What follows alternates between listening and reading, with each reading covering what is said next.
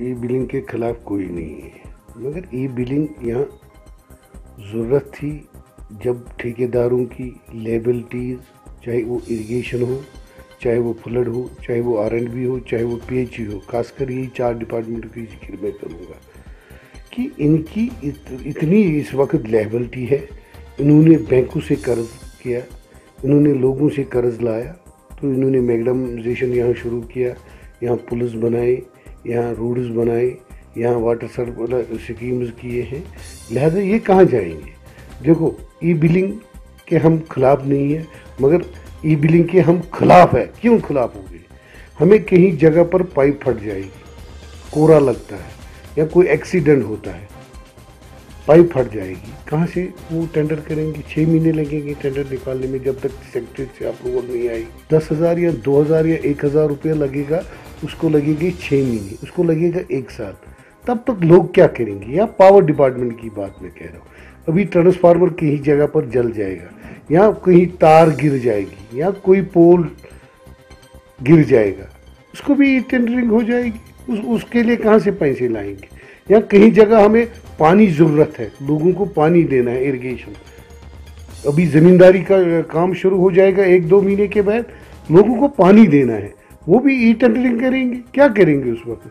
उस वक्त भी टेंडर करने की ज़रूरत है, मगर जल्दी अफसर किसी 4 ठेकेदार को बोलता है कि प्लीज़ काम शुरू कीजिए। लिहाजा ये ई टेंडरिंग यहाँ नहीं चलेगी और ठेकेदार परेशान है, हुकूमत टोटली फेल है।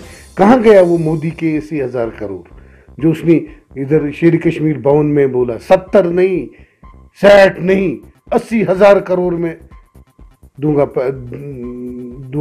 पैकेज जम्मू कश्मीर के लिए। कहाँ गए वो पैसे? सेलावारे रो रहे हैं, हर तबका यहाँ रो रहा है, हर एक ऑफिस में इस वक्त लॉक है, इंजीनियरिंग विंग्स में लॉक है, तेजली पर लॉक है। ये टोटली फेल है। 15% ई बिलिंग, क्या खर्च हो जाएंगे? कुछ नहीं, 15 से 10% ही खर्च हो जाएंगे। क्या करेंगे ठेकेदार? जिनको काम करना है वो बेचारे धरने पर है, उनके पास पैसा नहीं है, कैसे वो काम करेंगे? मेरी यही अपील है गवर्नमेंट से, चाहे महबूबा जी से या फाइनेंस मिनिस्टर से, जल्द ही जल्द इमीडिएटली एक्शन किया जाए ताकि इन ठेकेदारों को पैसा मिले, ताकि ये गरीब कौम है, ये खत्म हो गया। जिस ठेकेदार ने 30 लाख या 2 लाख या 1 लाख रुपए कमाया, तो वो तो बैंक को देना पड़ेगा, उसको डबल उसको बैंक को देना पड़ेगा।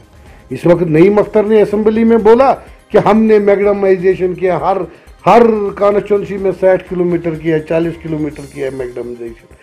उनके पैसे कहाँ हैं? ये ई बिलिंग जो रियासत जम्मू कश्मीर में नहीं चलेगा, यहाँ बहुत मुश्किल आता है लोगों को। ठेकेदार भी बोलते, मैंने खुद टीवी पर सुना, हम भी ई बिलिंग के खिलाफ नहीं है, मगर हमें पहले लायबिलिटी तो क्लियर करो।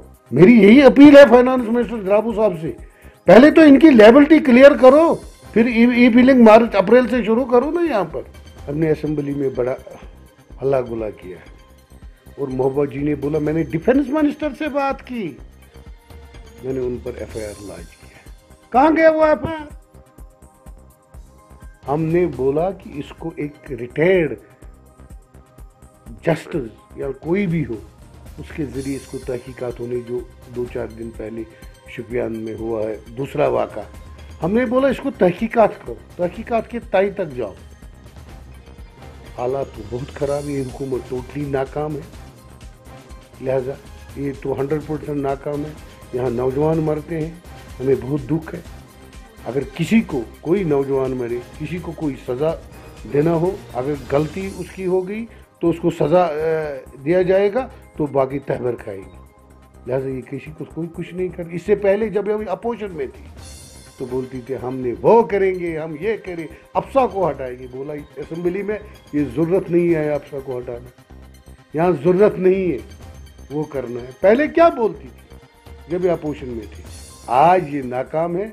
आज इसने 200-250 लोगों को यहाँ मारा, शहीद किया है। लिहाजा 100% ये टोटली नाकाम है। हुकूमत नाकाम है, फेल है। ये घटने टिक रहे हैं मोदी के और हिंदुस्तान के। ये जो उधर से आदेश आता है उसी पर अमल करते हैं। बेकसूरों को नहीं मारना चाहिए। मैं यही बात आपसे, बेकसूर जो बेचारे नौजवान रोड में चलते होंगे, बागात में क्रिकेट खेलते होंगे, बेकसूरों को नहीं मारना चाहिए।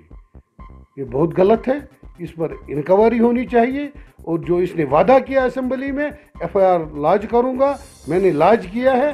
अभी तक उस एफआईआर कोई सुप्रीम कोर्ट की रूलिंग आ गई, किसी की रूलिंग आ गई, होम मिनिस्टर की रूलिंग आ गई, बीजेपी के दबाव में। लोगों के साथ प्यार मोहब्बत से आना चाहिए। ये जिनको बैकडोर एंट्रीज किया जेके बैंक में, धन नहीं उठेगा तो और क्या उठेगा। अपनी बेटियों को मैट्रिक पास को डिस्ट्रिक्ट अफसर बनाया, जिसने एमए किया।